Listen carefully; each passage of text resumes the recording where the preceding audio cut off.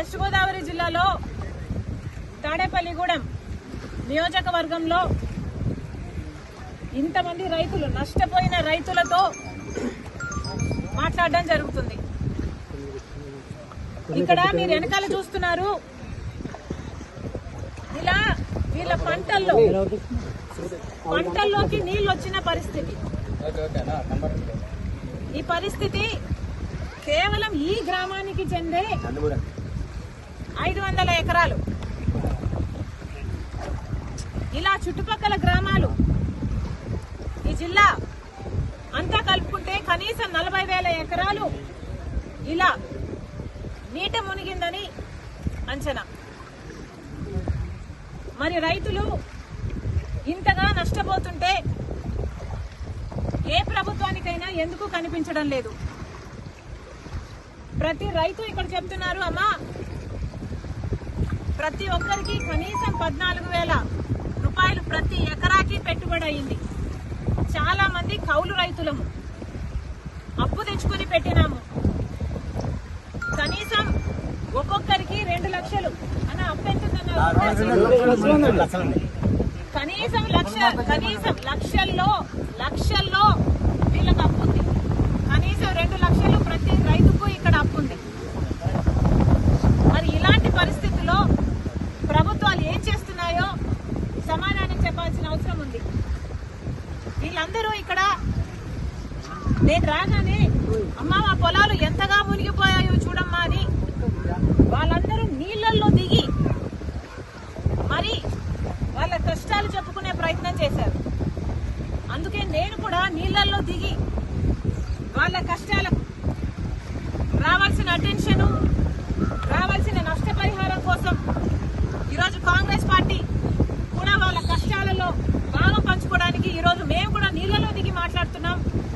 ప్రభుత్వాలు కళ్ళు తెరవాల్సిన అవసరం ఉంది. పక్క రాష్ట్రంలో రేవంత్ రెడ్డి గారు రుణమాఫీ చేశారు. ఇక్కడ రైతులు కూడా అమ్మా మాకు రుణాలున్నాయి, మాకు కూడా రుణమాఫీ అవసరము అని ప్రాధేయపడుతున్నారు. చంద్రబాబు గారికి చెప్తున్నాము, చంద్రబాబు గారు కాంగ్రెస్ పార్టీ కనుక అధికారంలోకి వచ్చుంటే తెలంగాణలో మాదిరిగానే ఇక్కడ కూడా 2 లక్షల వరకు రుణమాఫీ చేసే వాగ్దానం మేము ఇచ్చాం. కానీ మీరు ఇవ్వనంత మాత్రాన చెయ్యకూడదు అని రూల్ ఎక్కడా లేదు. రాజశేఖర రెడ్డి గారు రుణమాఫీ చేస్తాను అని వాగ్దానం ఇవ్వకుండానే, మేనిఫెస్టోలోనూ పెట్టకుండానే రుణమాఫీ చేసిన గొప్ప మహానేత రాజశేఖర రెడ్డి గారు. చంద్రబాబు గారు కూడా రైతులను ఆదుకోవాల్సిన అవసరం ఉంది అని కాంగ్రెస్ పార్టీ డిమాండ్ చేస్తుంది. ఇక్కడ రైతులు చెప్తున్న పరిస్థితి అయితే దారుణంగా ఉంది. అమ్మా ప్రతి సంవత్సరము ఇక్కడ నీళ్లు ఇలాగే పొంగి పొర్లుతున్నాయి. ఎర్రకాలువ పైనుంది, ఎర్రకాలువలో మరమ్మతులు జరగలేదు, మోడర్నైజేషన్ ఏ కెనాల్స్ లోనూ జరగలేదు. అక్కడ గనక పూడికలు తీసునుంటే మాకు ఇన్ని నీళ్లు రాకపోయేవి, ఇంత దారుణంగా పరిస్థితి ఉండేది కాదు అంటున్నారు. మరి గత ప్రభుత్వం వైసీపీ ప్రభుత్వం, జగన్మోహన్ రెడ్డి గారు ముఖ్యమంత్రిగా ఉన్నారు. జలయజ్ఞంలో రాజశేఖర రెడ్డి గారు రైతుల పక్షపాతి అని నిరూపించుకుంటే, జలయజ్ఞంలో రాజశేఖర రెడ్డి గారు మిగిల్చి వేసిన ప్రాజెక్టులన్నీ 6 నెలల్లో పూర్తి చేస్తానన్న జగన్మోహన్ రెడ్డి గారు 6 నెలల్లో పూర్తి చేయకపోగా కనీసం ఉన్న ప్రాజెక్టులను కూడా కనీసం మరమ్మతులు చేయలేదు. గేట్లు ఊడి తేలిపోతున్నా పట్టించుకోలేదు.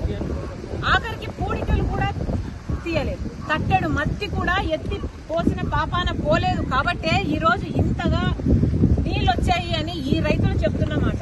మొత్తం చూసుకుంటే కనీసం లక్షల ఎకరాలలో పంట నష్టం జరిగింది. మరి చంద్రబాబు గారు ఇప్పుడు ముఖ్యమంత్రిగా ఉన్నారు.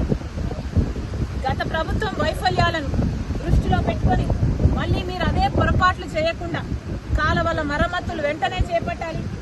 నెక్స్ట్ ఇయర్ కల్లా మళ్ళీ ఇదే పరిస్థితి రాకుండా చూసుకోవాలని ఈ రైతుల పక్షాన డిమాండ్ చేస్తున్నాం. వెంటనే వీళ్ళందరికీ నష్టపరిహారం కూడా కనీసం 12,000 రూపాయలు ఖర్చు అయింది. మాకు అంతకంటే ఎక్కువే అయింది, 16,000 అయిందని కొంతమంది చెప్తున్నారు. అంచనాలు వేసి వెంటనే ఆ ప్రక్రియ మొదలుపెట్టి వీళ్లకు నష్టపరిహారం కూడా చెల్లించాలని డిమాండ్ చేస్తున్నాం. ఇదే పరిస్థితిలో బీజేపీ పార్టీని కూడా నీళ్లలో సగం నీళ్లలో నడుం వరకు నీళ్లలో నిలబడి కాంగ్రెస్ పార్టీ ప్రశ్నిస్తుంది. ఒక పక్క బీహార్ వరదలు వచ్చాయని మీరు ఫ్లడ్ రిలీఫ్ ప్రకటించారు, కానీ ఆంధ్రప్రదేశ్ మాత్రం ఫ్లడ్స్ వచ్చినా ఫ్లడ్ రిలీఫ్ ఎందుకు రాలేదో బీజేపీ పార్టీ సమాధానం చెప్పాలి. బీహార్లో మీకు 12 మంది ఎంపీలను ఇస్తే ఆంధ్ర రాష్ట్రం 25 మంది ఎంపీలను ఇచ్చింది. కూటమి ఎంపీలు 21 అయితే వైసీపీ ఎంపీలు కూడా బీజేపీ పార్టీకే మద్దతు పలుకుతున్నారు. 25 ఎంపీలు ఆంధ్ర రాష్ట్రానికి చెందిన ఎంపీలతో మీ సర్కార్ అక్కడ నిలబడి ఉంటే మరి ఆంధ్ర రాష్ట్రానికి మీరు చేస్తున్నది ఏమిటి అని అడుగుతున్నాం. ముఖ్యమంత్రి చంద్రబాబు గారు 1,00,000 కోట్లు అడిగితే మీరు శాంక్షన్ చేసింది 15,000 కోట్లు. మరి ఈ లెక్కన మీరు నెక్స్ట్ 5 ఏళ్లకైనా ఎంత ఇస్తారని మేము ఎక్స్పెక్ట్ చేయాలి. ఉన్న భరోసా కూడా పోతుంది. బీజేపీ పార్టీని నిలదీస్తున్నాం. బీహార్కు మీరు వరద సాయం కింద ఇచ్చినప్పుడు